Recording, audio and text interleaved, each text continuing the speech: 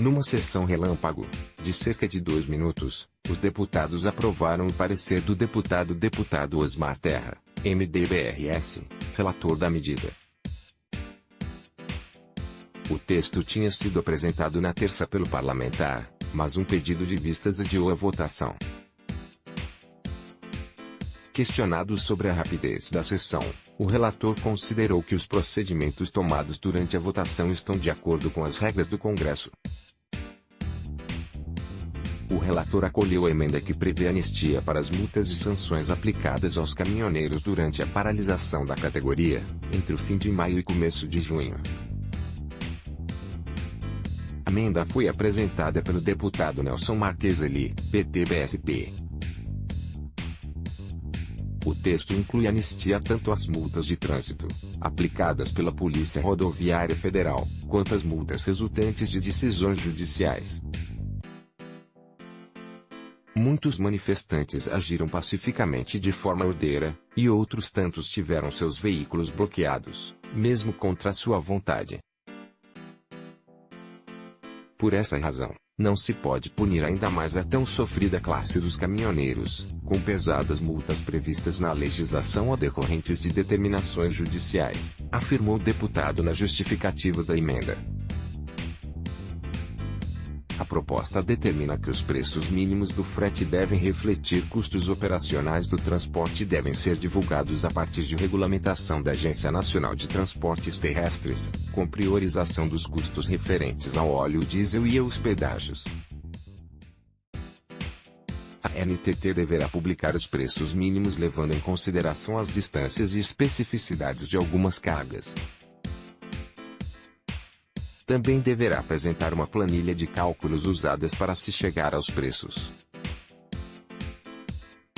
A divulgação dos dados deve ser feita até os dias 20 de janeiro e 20 de julho de cada ano. Os valores serão válidos para o semestre em que a norma for editada.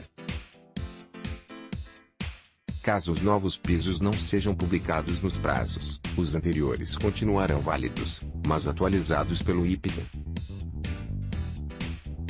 Osmar Terra alterou o texto original, prevendo na proposta que nova tabela deve ser publicada pela ANTT sempre que acontecer oscilação no preço do óleo diesel no mercado nacional, em mais de 10% em relação ao preço usado na planilha de cálculos dos preços mínimos.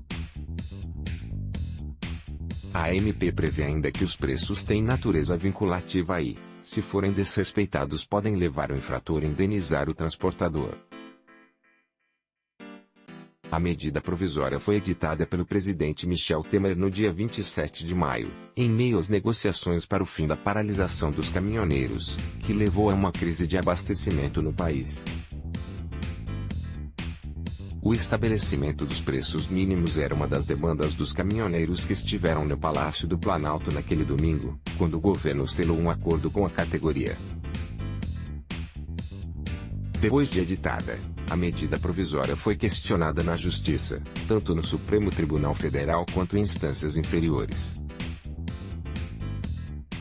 Em junho, o ministro Luiz Fux, relator das ações que questionam a proposta no STF, suspendeu os processos que tramitam em instâncias inferiores, até que tome uma decisão sobre a legalidade da medida e sobre se mantém ou suspende a MP.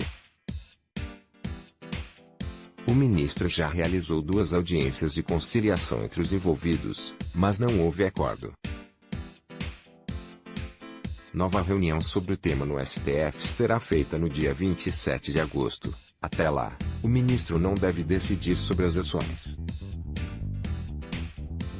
Por enquanto, a medida provisória está em vigor, e com força de lei. Depois da reunião, o relator da MP conversou com representantes dos caminhoneiros.